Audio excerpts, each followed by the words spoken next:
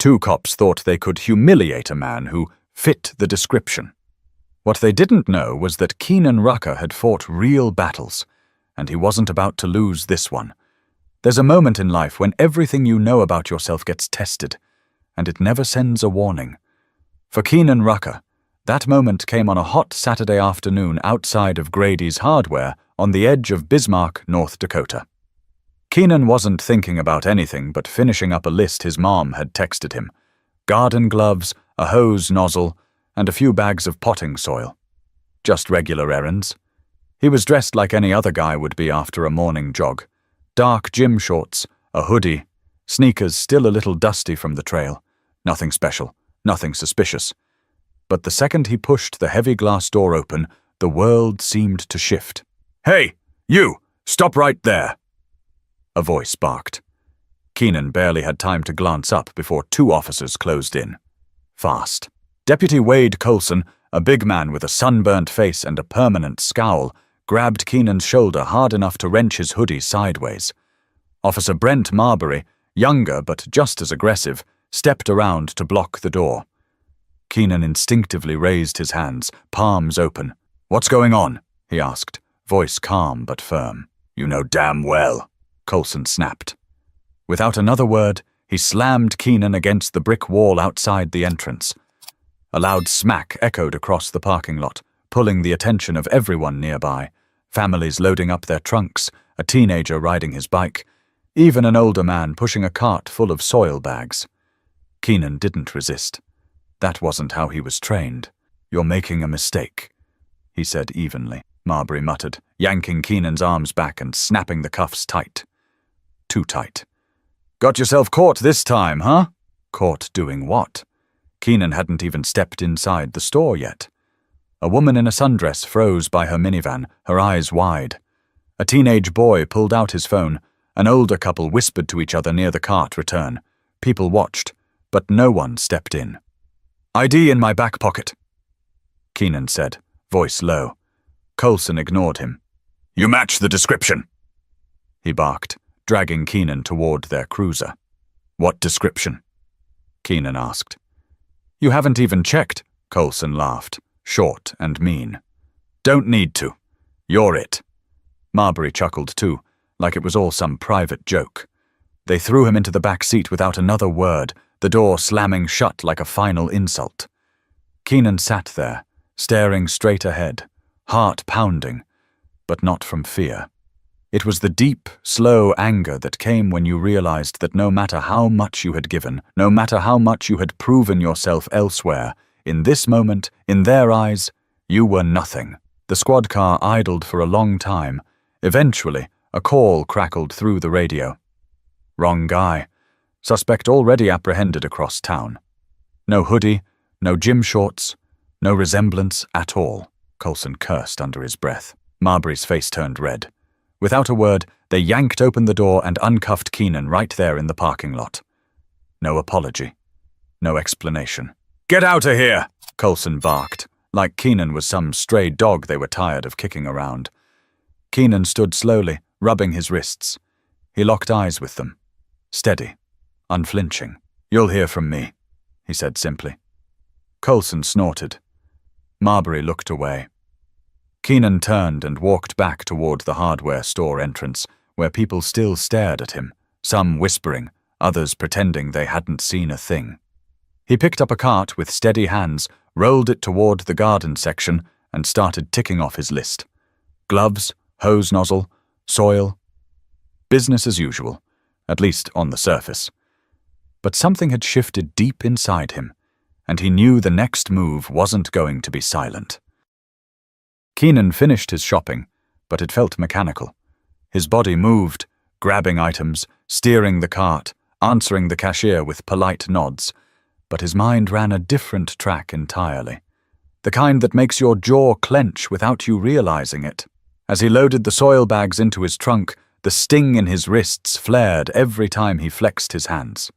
Those cuffs hadn't been slapped on by mistake. They were put on with malice. He glanced once across the parking lot. The officers were gone, but the memory of it hung there, thick and ugly. "Keenan?" A voice called out.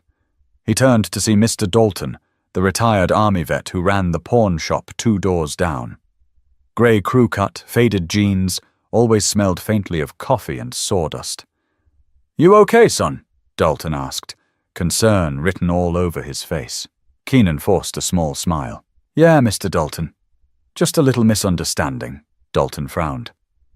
"Didn't look like no misunderstanding from where I was standing." Keenan didn't answer. He wasn't ready for a conversation. Not yet. He gave a small shrug, like it didn't matter. Dalton narrowed his eyes. "Don't let them boys walk all over you." "Not you."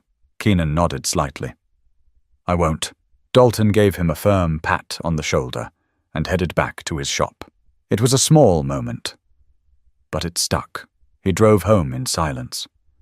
No music, no news, just the hum of the tires against the asphalt and the simmering thought that something had to be done. Not with fists, not with shouting, but with something they couldn't ignore. Pulling into his driveway, Keenan parked the truck and sat there for a moment, keys still in the ignition. His neighborhood was quiet. Little 2-story houses lined the street, kids' bikes abandoned in driveways, sprinklers ticking away on front lawns. Normal. Safe, or at least it should have been. Inside, his mom, Francine Rucker, called from the kitchen. "That you, baby?" "Yeah, Ma," he said, slipping off his sneakers by the door. She popped her head around the corner, wiping her hands on a towel. "You get everything?" He smiled for real this time, tired but genuine. "Yeah, got it all." She studied him for a beat longer than necessary. Mothers knew things without needing to ask. "You sure you're all right?" she asked softly. He hesitated. Then he nodded. "Just tired." She didn't push. Just gave him a look that said she was there if he needed to talk. After dinner, after the dishes were washed, after the house settled into its nighttime rhythms, Keenan found himself standing in front of the hall closet. The one where he kept the things that still felt too close to let go of. His army dress uniform, polished boots, his medals neatly pinned to a velvet board. He reached for the uniform with steady hands. Tomorrow, he thought. Tomorrow would be different. He laid everything out carefully on his bed. Jacket, pants, white gloves, ribbons aligned in perfect rows. The combat infantryman badge caught the light from his bedside lamp, shining like a reminder. You earned your place. You fought for it. This wasn't about getting revenge. It wasn't about making a scene. It was about showing them who he really was, and making sure they would never forget. He sat down heavily in the chair by the window, watching the streetlights flicker on one by one. His reflection stared back at him from the dark glass. Tired eyes, squared shoulders. A man who had faced worse things than this, and come through stronger. Keenan wasn't the kind of man to act on anger. He believed in order, in principle. But respect wasn't something you begged for. It was something you demanded without ever raising your voice. He leaned back, letting the chair creak under his weight, and closed his eyes. Tomorrow, they would see him. Not through suspicion, not through ignorance, but through undeniable truth. And no amount of badge or bluster would cover up the mistake they made. But for that to happen, he had to be ready for every eye in town to be on him.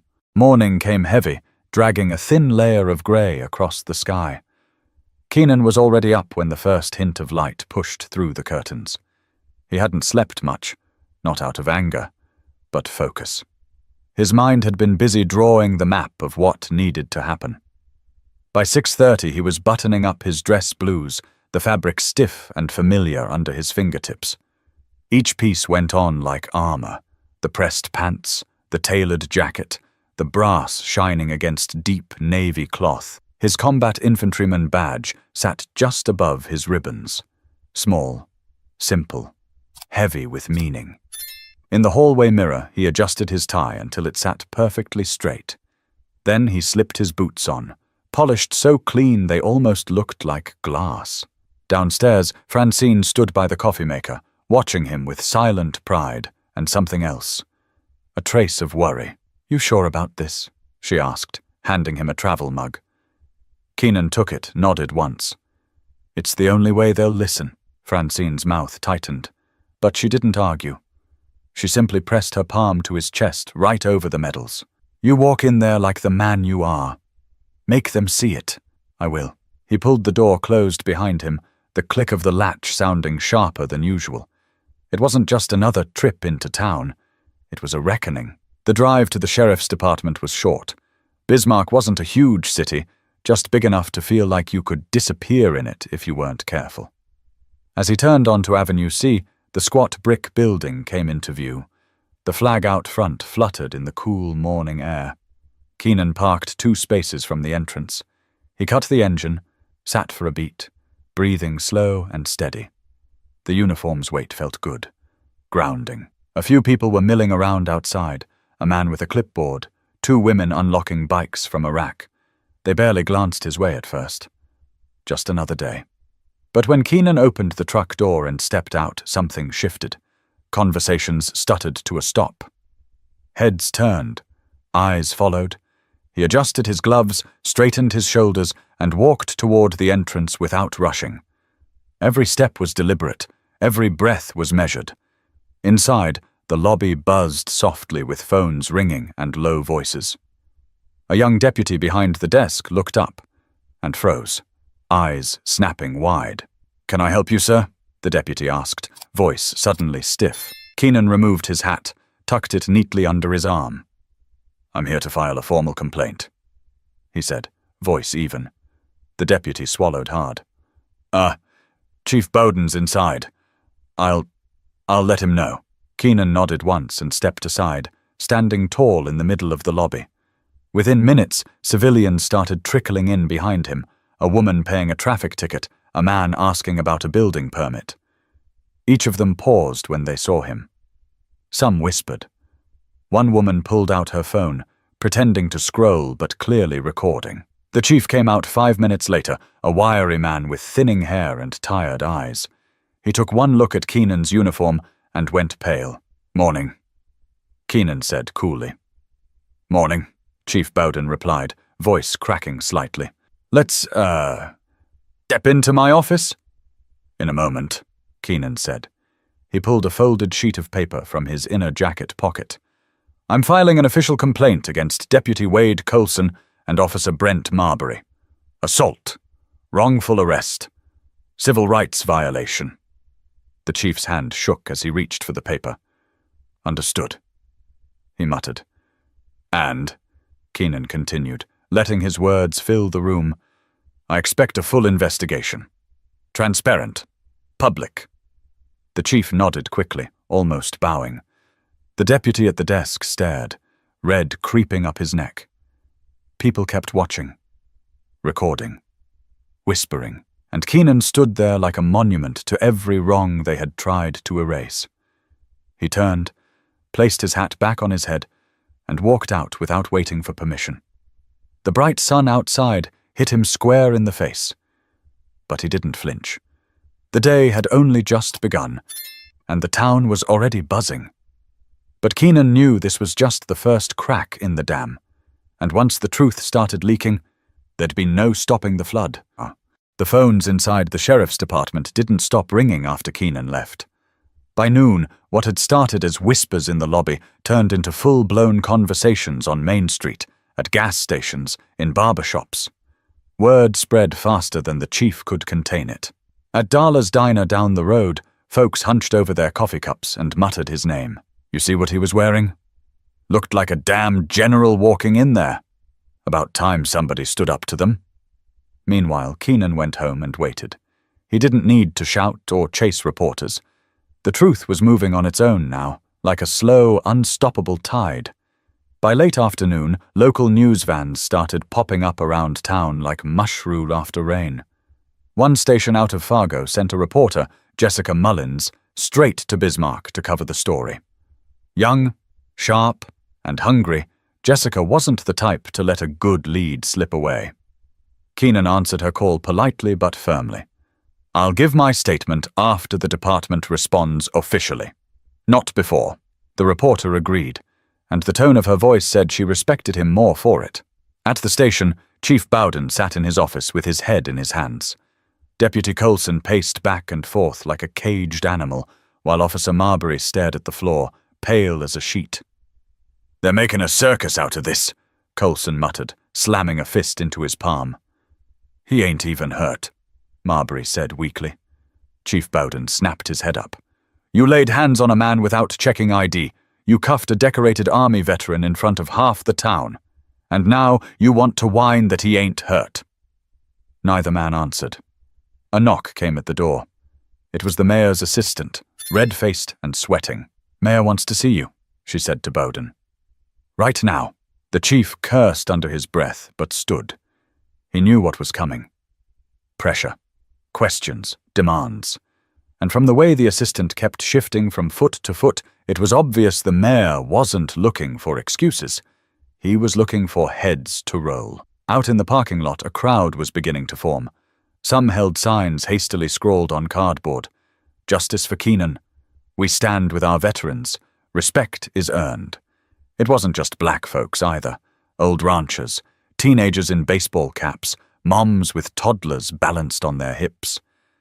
The town had seen injustice up close, and for once, they weren't pretending they hadn't. Keenan's old high school principal, Mr. Landers, even showed up and spoke to a reporter. "Keenan Rucker was one of the finest young men I ever taught," Landers said, his voice tight with emotion. "What happened to him yesterday? It's a disgrace to this town." Every word landed like a hammer. Inside, Coulson and Marbury sat in a small back room, listening through the thin walls. Every chant, every angry voice outside hit them harder than any court summons ever could. "You think they'll fire us?" Marbury finally asked, his voice barely above a whisper. Coulson didn't answer. He knew. They were done, and there wasn't a badge big enough to shield them from it. Meanwhile, Keenan stayed home, sitting at the kitchen table with his mother, eating a plate of baked chicken and green beans like it was any other Sunday. "You proud of yourself?" Francine asked, smiling softly. Keenan shrugged. "Just did what needed doing." Francine reached over and squeezed his hand. "You did it with dignity. That's what matters." Out the window, they could see the lights of the news vans blinking down the street, like distant stars. Keenan didn't look too long. He didn't need the spotlight. The important part, the real part, had already happened. He stood up. He made them look him in the eye. But tomorrow was still coming, and with it, the real test. Would the system fix itself, or just bury the embarrassment and pretend nothing had happened? By Monday morning, the small town of Bismarck felt a little less small. National outlets had picked up the story. First local affiliates, then bigger names like Channel 7 News, and even a piece on a morning talk show. Keenan's face, standing tall in his uniform, flashed across millions of television screens. Nobody cared about the hardware store anymore. The real story was simpler. 2 officers humiliated an army veteran on American soil, and people were furious. Outside the sheriff's department, the protest had doubled overnight. Folks brought lawn chairs, coolers, poster boards. Some carried American flags, not as a weapon, but as a reminder. A local preacher named Reverend Cyrus Dalton stood with a megaphone, not shouting, just speaking clear and calm to the crowd. "When one of our own is treated like less," he said, "we are all treated like less." Keenan stayed home. He wasn't hiding. He simply didn't want to feed the media circus. His phone rang off the hook. Calls from old army buddies, former teachers, even strangers from other towns. One message stuck with him. "You reminded us what quiet strength looks like. Thank you." Meanwhile, inside the sheriff's office, the walls were closing in. Chief Bowden had no choice. He placed both Deputy Wade Coulson and Officer Brent Marbury on administrative leave pending an external investigation. The announcement was read stiffly at a hastily called press conference where the chief looked like he'd rather be anywhere else. "We take these allegations seriously," he said, the cameras catching every nervous glance. Behind him, a representative from the state's Office of Professional Standards stood like a shadow, arms crossed. Reporters threw questions like fastballs. "Why weren't IDs checked? Will the officers face criminal charges? How can residents trust this department after what happened?" Bowden's answers were vague and unsatisfying. One woman in the back called out, "Would you have cuffed him if he was in uniform?" The room fell silent. Bowden didn't answer. He didn't have to. Outside, the crowd roared louder, signs bouncing in the air. Kids climbed up on their dads' shoulders to see. Elderly couples leaned on each other, shaking their heads in disgust. At home, Keenan sat with Francine on the porch, sipping sweet tea. "You could probably run for mayor after this," she joked. Keenan laughed, a short, real laugh that he hadn't felt in a while. "Not my thing," he said. "I'm not looking to be anyone's hero." "You already are," Francine said. Cars honked as they drove by. People waved. Neighbors dropped off pies, casseroles, envelopes stuffed with thank you notes. It was overwhelming. But Keenan accepted it all with the same quiet dignity that had carried him through that awful moment outside the hardware store. Later that night, sitting alone in the living room, he flipped through the local news channels. Footage of him standing in the sheriff's lobby played again and again. He didn't look angry in the video. He looked still, like a man who didn't need to shout to be heard. Meanwhile, commentators debated on air. "This isn't just about one man," a panelist said. "This is about a pattern, and it's about respect." Another added, "When someone like Staff Sergeant Rucker is treated like this, it reminds every veteran and every citizen that their service can be erased by ignorance in a heartbeat." The conversation wasn't just about Keenan anymore.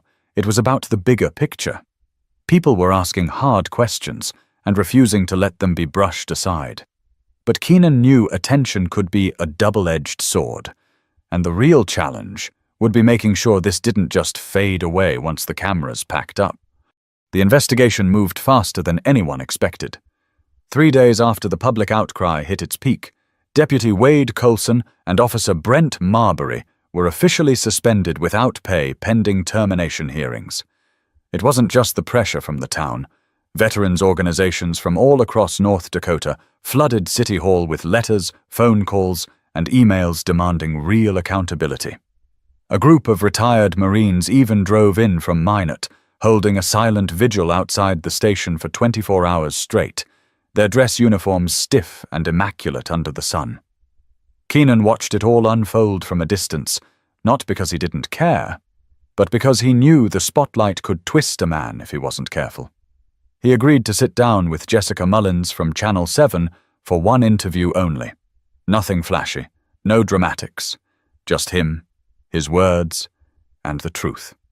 The interview took place at Memorial Park, under the old oak trees near the Veterans Monument. Keenan wore jeans and a simple black t-shirt. No uniform this time. He didn't need it. Jessica asked the first question carefully. "When they grabbed you, what was going through your mind?" Keenan paused, looking out over the green lawn. "I wasn't thinking about myself," he said finally. "I was thinking about all the times people don't get the chance to prove who they are. About all the ones who never get the benefit of the doubt." Jessica nodded slowly.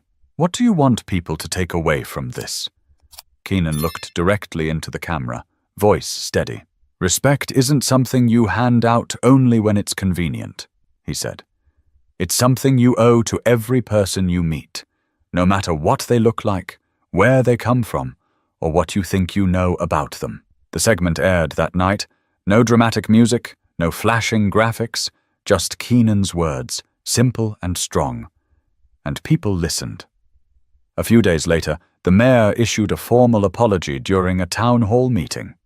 He called Keenan a pillar of strength and promised reforms within the sheriff's department, including mandatory bias training and community oversight panels. It wasn't perfect. It wouldn't fix everything. But it was a start. At the same meeting, Francine Rucker stood up during the Q&A session. "My son didn't ask for any of this," she said, her voice ringing clear. "He didn't need a crowd behind him. He didn't need a camera in his face. All he needed was the same basic respect anyone deserves." The room went silent. Keenan, sitting 3 rows back, bowed his head for a moment. He didn't cry. He didn't smile. He just let the weight of it settle, the way you do when you know something real has finally been said out loud. Later that week, Mr. Dalton from the pawn shop caught up with him outside Grady's Hardware, where the whole mess had started. "You did good, son," Dalton said, holding out a hand. Keenan shook it firmly. "Still a long way to go." Dalton nodded. "Maybe. But you moved the line. That counts." Keenan watched as Dalton crossed the parking lot, whistling under his breath, nodding at passers-by. Small moments, tiny shifts. Change didn't come in a rush. It came in pieces. A look, a handshake. A conversation started where before there was only silence. As he climbed into his truck, Keenan thought about everything that had happened. About the hand that had slammed him against a wall. About the faces that had looked the other way. About the voices that finally spoke up. Respect. It wasn't given because of medals or uniforms. It was supposed to be there from the start. And when it wasn't, well, sometimes you had to stand there, calm and steady, and force the world to see you as you were. But Keenan knew his story wasn't just about a fight won. It was about making sure nobody had to fight the same battle alone, ever again. Days passed, then a week. The noise faded, as it always does. The cameras packed up. The news vans left. Even the crowds thinned, returning to the rhythm of small-town life. But something stayed different in Bismarck. It wasn't just the policies being rewritten or the mandatory trainings rolled out across the department. It was quieter than that. Deeper. People made more eye contact at the grocery store. Strangers nodded a little slower, a little more deliberately. Kids learned his name in school, not because he had done something violent, but because he stood his ground with quiet strength. Keenan noticed it in small ways. At the post office, an elderly woman he'd never met pressed a thank you card into his hand without saying a word. At the gas station, the clerk who once never looked up from his register now said, "Good morning, Sergeant Rucker," every time he came through. The world hadn't changed overnight, but it had shifted, just enough to feel it. One evening, as the sun dipped low and the sky turned the color of burnt gold, Keenan stood in Memorial Park again. He wasn't wearing a uniform or a suit, just jeans, boots, and a plain gray sweatshirt. He watched a group of kids laughing as they chased each other across the grass, their worries light as feathers. Across the street, Reverend Dalton was closing up his church, giving Keenan a wave before disappearing inside. Francine joined him a few minutes later, 2 coffees in hand. "Thought you might want one," she said, handing him a cup. He smiled, the lines around his eyes deepening. "Thanks, Ma." They sat on the bench for a long while, saying nothing, just watching the town breathe. "You regret any of it?" she asked eventually. Keenan shook his head. "Not a bit." Francine sipped her coffee. "You didn't just stand up for yourself. You stood up for all of us. Folks who never had the words or the chance." Keenan didn't answer right away. He just let the weight of her words settle. Heavy, but good. "You can't change people's hearts overnight," he said finally. "But you can show them what respect looks like. You can hold up a mirror and make them look at themselves." Francine smiled. "And sometimes that's enough to start something bigger." They watched the sky fade to darker blues, the first stars peeking out. Keenan thought about the men who had slapped those cuffs on him. Thought about how easy it would have been to lash out, to match hate with rage.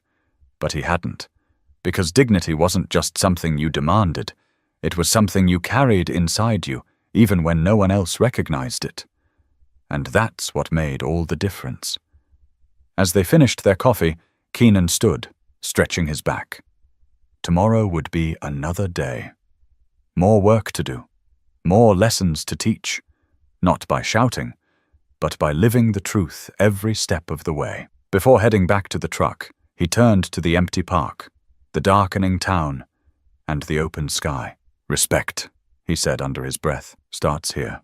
And he touched a hand to his chest, right over the place where all the years, all the lessons, all the battles he'd fought, seen and unseen, still lived. Life will always throw you moments where you have a choice, react with anger or respond with strength. Respect isn't just earned, it's demanded through the way you carry yourself, even when no one's looking. If this story resonated with you, take a second to reflect on the kind of world you're helping to build, with your words, your actions, your silence. And if you believe in standing up for dignity, even when it's hard, hit that subscribe button and share this story. Let's be the difference together.